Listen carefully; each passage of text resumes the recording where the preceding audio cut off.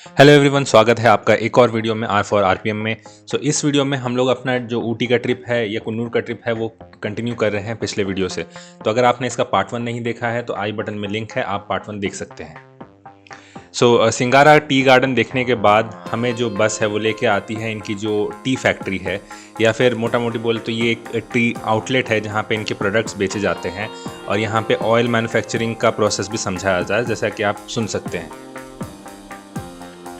ये एक एरिया है जहाँ पे जो यूकलिप्टस ऑयल बनाया जाता है उसका एक डेमोन्स्ट्रेशन किया जा रहा है। एकदम लंबा लंबा पेड़ देखा ना, उसका नाम बोलते हैं नीलगिरी का पेड़। नीलगिरी बोलेगा तो ये पर्वत का नाम, डिस्ट्रिक्ट का नाम नीलगिरी है। इनका प्रॉपर नेम बोलते हैं यूकलिप्टस। काशी सर्दी जुकाम सिर बॉडी टायर के लिए सिर्फ ऊपर अप्लाई करने के लिए ऑयल कैसे रेडी होगा ना, तो इधर ये पत्ती धूप में डाल के ड्राई होने के बाद ड्रम का अंदर 300 किलो सुखाओ पत्ती डालते हैं। इसके बाद 200 लीटर पानी भरने के बाद पहले पूरा मट्टी डाल के अच्छी से एकदम हार्ड टाइप पैकिंग कर, फिर आपको नीचे फर्नेस से 160 डिग्री पर 8 घंटा बॉयल करने का तरह मिनिमम 6 घंटा का ऊपर मीडियम पाइप से स्टीम आए। सब इधर आने के टाइम एकदम गर्म से आते हैं स्टीम। इधर यहाँ पे ठंडा पानी डाल के कूल कर, लेकिन यहाँ पर कूल नहीं किया, ग्लास पूरा बस्ट हो जाएगा, तेल सारा बाहर वाइब्रेट होगा। बराबर बोलना तो कंडेंसेशन का यहाँ पे 10-20 मिनट कूल होने के बाद आने वाले स्टीम पूरा लिक्विड होते, यहाँ पे पाइप से कनेक्ट करते, ड्रॉप बाई ड्रॉप तेल पानी दोनों साथ में आए। पानी का वजन एकदम ज्यादा या नीचे जाएगा, ऑयल का टेंशन हल्के पानी के ऊपर वैसा फ्लोटिंग होगा।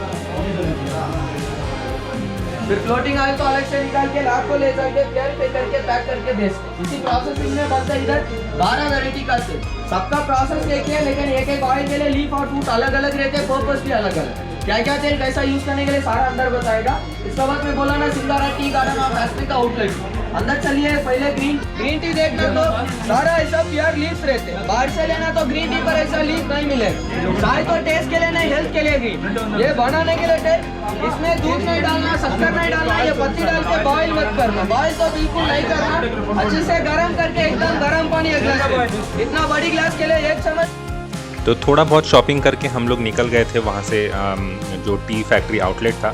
बट वहाँ पे हुआ क्या, वहाँ पे एक्चुअली ये जो टी गार्डन्स है, जो सिंगारा टी स्टेट था, वहाँ से ये लोग चाय परचेज़ करते हैं, उसको मॉडिफाई करते हैं और वहाँ पे सेल करते हैं। इसके अलावा क्योंकि ऊटी में जो यूकलिप्टस का पेड़ बहुत ज़्यादा क्वांटिटी में है, या फिर यहाँ पे जो नीलगिरी का पेड़ बोला जाता है, तो उससे ऑयल भी एक्सट्रैक्ट होता है। इसके अलावा दूसरे टाइप्स के और भी ऑयल एक्सट्रैक्ट होते हैं। तो ये इस जैसे जो आउटलेट्स होते हैं, ये लोग चाय और ऑयल, स्पाइसेस, चॉकलेट्स, ये सब सेल करते हैं। तो ये जो आउटलेट हमको लेके गए थे, ये एक टाइप से एडवर्टाइजमेंट ही था या फिर अपना सेलिंग के लिए था। ऐसा कुछ टूरिस्ट स्पॉट जैसा नहीं था, लेकिन हाँ, यहाँ पे थोड़ा बहुत इन्फॉर्मेशन मिला कि ऑयल बनता कैसे है। तो और जो चाय है, तो डेमोन्स्ट्रेशन के लिए हमें 3 टाइप की चाय पिलाई गई है वहाँ पे। एक था ग्रीन टी, एक था चॉकलेटी और एक मसाला टी था। कम क्वांटिटी में ही था, बट तीनों चाय पिलाई गई। और वो चाय कह सकते हैं बहुत अच्छी थी टेस्ट करने में। तो टेस्ट करने के बाद कस्टमर्स डिसाइड कर सकते हैं कि उनको चाय ख़रीदनी है या नहीं ख़रीदनी है। तो मैंने अपने एक्सपीरियंस के लिए वहाँ से एक चॉकलेट टी, एक मसाला टी ख़रीदा था, 500 ग्राम्स का जो पैकेट था वो, और मैंने एक नीलगिरी का भी ऑयल ख़रीदा था। तो रिव्यू के बारे में बोला जाए तो नीलगिरी का जो ऑयल था वो विक्स की तरह ही स्मेल करता है और वो थोड़ा इफ़ेक्टिव है भी। मतलब अगर ब्लॉक नोज़ वगैरह होता है तो वो ओपन हो जाता है। चाय की बात करूँ तो मसाला टी अच्छा था, इतना भी अच्छा नहीं था। जो पिलाते हैं वो कैसे बनाते हैं वही जानते हैं, लेकिन मैंने जब घर पे बनाया तो वो थोड़ा डिफरेंट था अपनी नॉर्मल चाय से।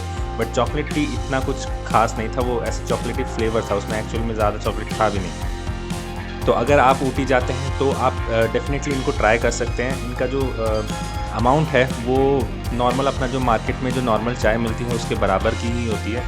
आई मीन जो नॉर्मल चाय और चॉकलेट या फिर इनका मसाला टी है उसका प्राइस ऑलमोस्ट सेम रहता है। इसके अलावा आप ग्रीन टी ले सकते हैं। तो डिपेंड करता है आपकी मर्ज़ी और आपके बजट के ऊपर आप कहाँ से लेते हैं। तो वहाँ से निकलने के बाद हम लोग जाने वाले थे डॉल्फिन नोज़ पॉइंट और कैथरीन वाटरफॉल्स। और इसी जगह पे जाते टाइम पे ही होता है सबसे बड़ा ब्लंडर, और जिसकी वजह से मैं ये जो शेयर ट्रिप्स हैं या फिर जो आप डिफरेंट लोगों के साथ मिलके जाते हो, वो मैं ज़्यादा पसंद नहीं करता। तो होता क्या है कि जब हम लोग डॉल्फिन नोज़ पॉइंट के पास पहुंचते हैं, लोगों को सबको बहुत तेज़ी से भूख लग चुकी होती है, क्योंकि अराउंड 1 बज रहे होते हैं उस टाइम पे। और यहाँ पे जो ट्रैफ़िक है वो आप देख ही रहे हो, दोनों तरफ कारें थी और बहुत ज़्यादा ट्रैफ़िक था। पार्किंग पॉइंट था नहीं, तो इसमें जो गाड़ी के अंदर था एक ग्रुप ऑफ पीपल बैठा हुआ था। जब बस वहाँ पे पहुँचा तो उन्होंने सीधा जो ड्राइवर है या जो गाइड है उसको डायरेक्टली उन्होंने ये कहा कि जाना ज़रूरी है क्या। और इसके बाद ही हमने देखा कि कोई भी वहाँ से उठने को रेडी नहीं था। बट क्योंकि वहाँ पे मेरे जैसे और 2-4 लोग थे तो हम लोगों को 10 मिनट का टाइम मिलता है ये एरिया एक्सप्लोर करने के लिए, जो कि बहुत ही कम है। डॉल्फिन नोज़ पॉइंट में आपको ऊटी की जो नेचुरल ग्रीनरी है, माउंटेन्स हैं, टी स्टेट्स हैं, वो सब देखने को मिलेंगे। यहाँ का जो व्यू है वो one of the best view है टोटल जो ऊटी कुन्नूर का रूट है उसमें। यहाँ तक आने का जो रूट है वो भी बहुत ही अच्छा है, क्योंकि ये बहुत सारे हेयरपिन बेंड्स भी है, तो आपको नीचे आने में जो व्यू मिलेगा वो बहुत अच्छा मिलने वाला है। बहुत ही काम एरिया है। बट आप जो वीडियो में जो सीनरी देख रहे हैं वो एक्चुअल डॉल्फिन नोज़ पॉइंट नहीं है, क्योंकि जो डॉल्फिन नोज़ पॉइंट का एक्चुअल एरिया है वो रिजेंबल करता है डॉल्फिन का नोज़ को, और इसलिए उसका नाम डॉल्फिन नोज़ पॉइंट रखा गया है। ये वाला point 1500 metre above sea level है। अगर आप वीडियो में नोटिस करेंगे तो ये जो वैलीज़ है इसके बीच में एक बहुत ही पतली सी पानी की एक धारा दिखाई दे रही है, जो कि है कैथरीन वाटरफॉल्स। और जब भी कोई टूरिस्ट स्पॉट में बोला जाता है कि Dolphin Nose Point and Catherine waterfalls, तो ये वाला व्यू है कैथरीन वाटरफॉल्स का।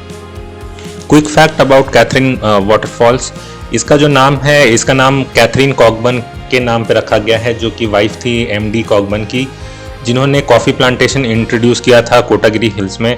और ये जो एरिया है इसको कोटागिरी के नाम से भी जाना जाता है। सोर्सेस के अकॉर्डिंग कैथरीन वाटरफॉल्स तक ट्रैकिंग भी होती है, तो अगर आप ट्रैकिंग के लिए इंटरेस्टेड हैं या आप थोड़ा वाटरफॉल को पास से देखना चाहते हैं तो आप ट्रैकिंग का इंक्वायरी कर सकते हैं, और वहाँ तक जाने के लिए आप कैब्स भी बुक कर सकते हैं। और जैसा कि मैंने मेंशन किया था कि आधे लोग हमारी बस से नीचे नहीं उतरे थे यहाँ देखने के लिए, तो पार्किंग प्रॉब्लम की वजह से और यहाँ पे अचानक होने वाले रश की वजह से। एक और चीज़ था कि जिस दिन हम लोग घूम रहे थे यहाँ पे वो संडे का दिन था, तो रश कुछ ज़्यादा ही था, तो बस धीरे धीरे वापस जाने लग गई थी पार्किंग स्पॉट ढूंढते ढूंढते, और हमें वहाँ से और काफ़ी डिस्टेंस चलना पड़ा। और भीड़ इतनी ज़्यादा होती है वहाँ पे, जैसे आप वीडियो में देख रहे हैं कि यहाँ पे चलने तक का जगह भी ज़्यादा नहीं होता है, आपको कार्स के बीच बीच में गली गली से निकल के जाना पड़ता है। अगर आप ऊटी या कुन्नूर आ रहे हैं और आपके पास लिमिटेड ही टाइम है, तो मैं रिकमेंड करूँगा कि डॉल्फिन नोज़ पॉइंट आपकी लिस्ट में ज़रूर होना चाहिए। ये one of the most beautiful place है जो कुन्नूर में आपको देखने को मिलेगा। एंड ऑफ कोर्स ट्रैफिक वगैरह यहाँ पे रहेगा, तो उसके अकॉर्डिंग अपना जो डे है वो प्लान करके चलें। डॉल्फिन नोज़ पॉइंट के आसपास लैम्स व्यू पॉइंट भी है, जिसको आप देख सकते हैं। Lamb's Rock view point around Dolphin Nose Point से 6.5 to 7 किलोमीटर की दूरी पर है। और जैसा कि मैंने पहले भी बताया कि यहाँ डॉल्फिन नोज़ पॉइंट आने के लिए जो रोड है वो बहुत सुंदर सा रोड है, तो आप वीडियो में अभी देख सकते हैं यहाँ का जो ब्यूटीफुल रोड है, full of mountain, tea plantation और ग्रीनरी से भरा हुआ रोड। एंड अगेन, अगर आप यहाँ पे अपना खुद का व्हीकल लेके आना चाहते हैं या फिर रेंट पे कार लेना चाहते हैं, तो यहाँ पे जो ड्राइविंग है वो बहुत ही केयरफुली करें, क्योंकि यहाँ पे काफ़ी स्टीप बेंड्स हैं और रोड्स भी थोड़े नैरो हो सकते हैं, और यहाँ पे ज़्यादातर रोड्स में प्रॉपर लेन मार्किंग वगैरह नहीं है। और यहाँ के जो लोकल ड्राइवर्स हैं वो बहुत ही एक्वेंटेड हैं इस रूट से, और वो बहुत ही कैलकुलेटेड टाइप से ड्राइव करते हैं। तो आप अगर खुद से ड्राइव कर रहे हैं तो फिर केयरफुली ड्राइव कीजिए। तो इन खूबसूरत नज़ारों के साथ मैं आपको 2-3 चीज़ें और शेयर कर देता हूँ जो आपके ट्रिप में आपको बहुत हेल्प करेगी। वो ये है कि जब भी आप कुन्नूर घूमने आएंगे तो यहाँ पे जो खाने पीने की शॉप्स हैं वो काफ़ी लिमिटेड होने वाली हैं। आप यहाँ जब भी घूमने आ रहे हैं तो अपने साथ थोड़ा बहुत खाना थोड़ा हो सकता है, पानी अपने साथ प्रॉपर लेके चलें, क्योंकि तमिलनाडु गवर्नमेंट का एक जो पॉल्यूशन को कम करने का इनिशिएटिव है उसकी वजह से यहाँ पे 1 लीटर के जो प्लास्टिक बोतल हैं वो नहीं मिलते हैं। तो यहाँ पे आपको ओनली 5 लीटर का जो पानी का बोतल है वही मिल सकता है। तो इसलिए आपको पानी कैरी करने में थोड़ा दिक्कत हो सकता है अगर आप 5 लीटर कैन ख़रीदना चाहते हैं तो। इसीलिए इससे बचने के लिए आप अपने साथ प्रॉपर क्वांटिटी में पानी ज़रूर कैरी करके चलें। डॉल्फिन नोज़ पॉइंट से निकलने के बाद हम लोग अपने उसी पुराने रूट से होते हुए चल पड़े थे लंच के लिए। अब लंच की बात वापस से की जाए तो यहाँ पे जैसा मैंने बताया खाने पीने की जो शॉप्स है वो बहुत ही लिमिटेड है, और जो 1-2 हैं वहाँ पे भी बहुत ज़्यादा रश है। तो हम लोग एक प्लेस में रुके थे जो कि स्लीपिंग लेडी पॉइंट के आसपास का था। अब वो पॉइंट मुझे इतना पता नहीं चला, तो मुझे उसके बारे में भी ज़्यादा आइडिया भी नहीं है। बट उस प्लेस में बहुत ज़्यादा रश था और आपको एक तो टेबल के लिए वेट करना पड़ेगा ताकि आप वहाँ पे बैठ पाओ, और वंस आप वहाँ पे हो तो आपको ऑर्डर देने में भी टाइम लगेगा वहाँ पे। मुझे उसका रीज़न पता नहीं, लेकिन यहाँ पे जितने भी रेस्टोरेंट हैं वहाँ पे स्टाफ की कमी थोड़ी सी फील होती है, और जो फूड सर्विंग है उसमें भी काफ़ी टाइम लग जाता है।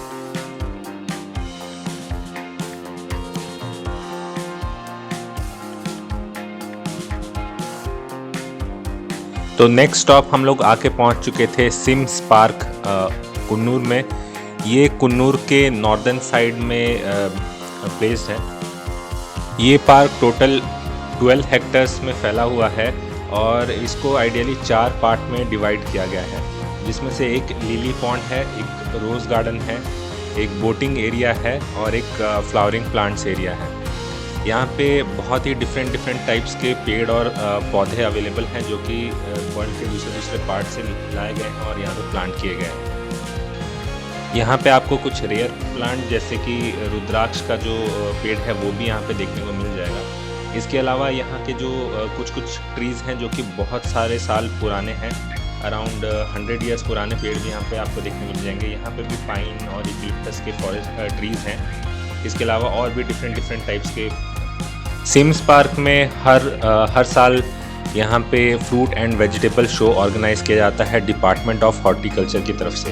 ये पिछले 53 ईयर्स से कंटिन्यूसली ऑर्गेनाइज किया जा रहा है और ये 2 दिन का होता है जहाँ पे अराउंड 25,000 विजिटर आते हैं। हम लोग जिस दिन पे गए थे सिम्स पार्क वो तो संडे था, ऊपर से एग्जीबिशन वाला दिन भी था, जिसकी वजह से यहाँ पे बहुत ज़्यादा भीड़ लगी हुई थी, जो कि आप वीडियो में क्लियरली देख सकते हैं। यहाँ पे नीचे जाते ही काफ़ी सारे फ्रूट्स एंड वेजिटेबल के स्टॉल्स भी थे, और जैसे ही आप एंट्री करते हो यहाँ पे तो फ्रूट्स बनाए गए हैं, मतलब छोटे ऑरेंजेस को यूज़ करके पाइनएप्पल या फिर ऐसे डिफरेंट टाइप के डिज़ाइंस बनाए गए हैं, जो कि आप आगे आने वाले वीडियो में देख सकते हैं।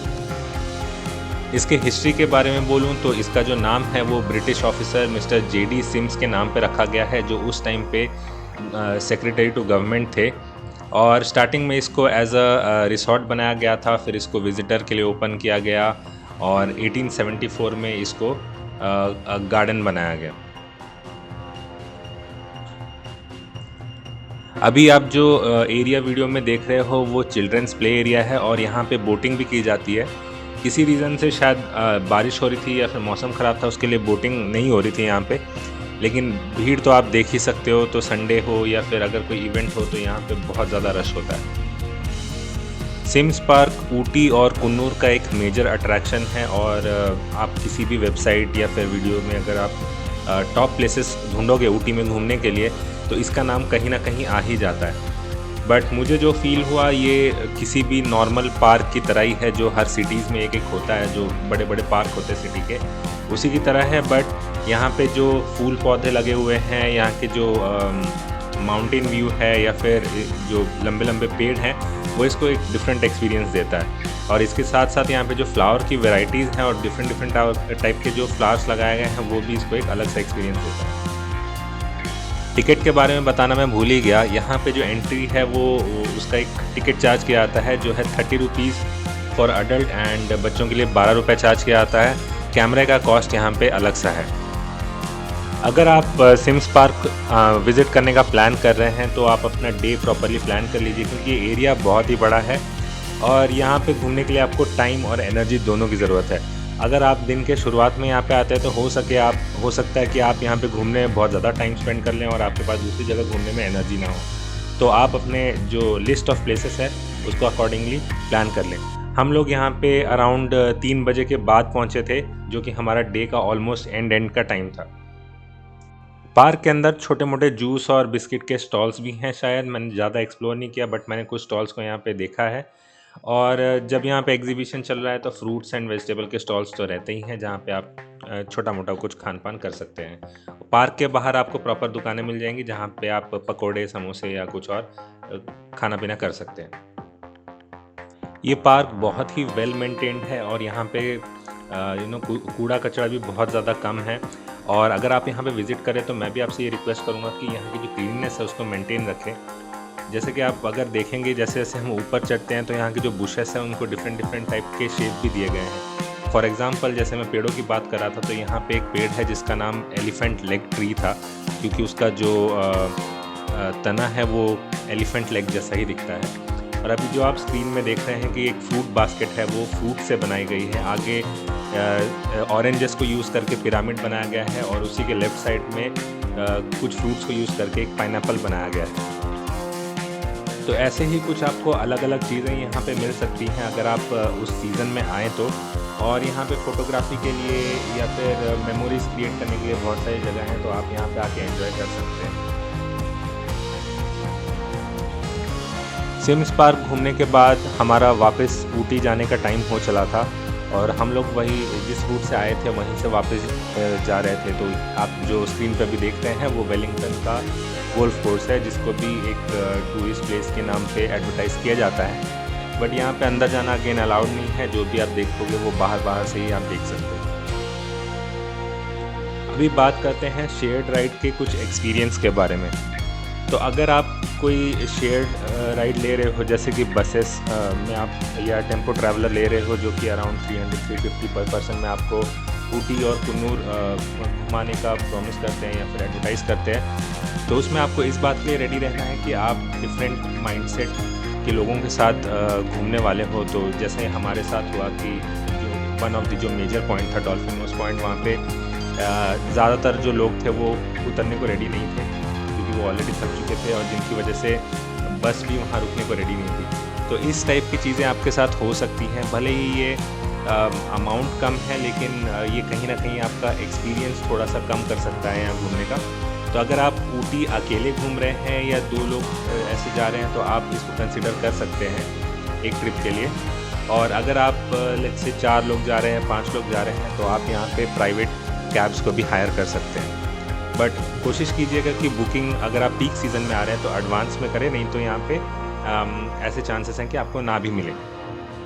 वैसे तो हमारा प्लान था कि ऊटी का जो ऊटी लेक है वहाँ पे जाने का, लेकिन बारिश और ट्रैफिक की वजह से हम लोग वहाँ पे नहीं जा पाए क्योंकि शाम होने को आई थी।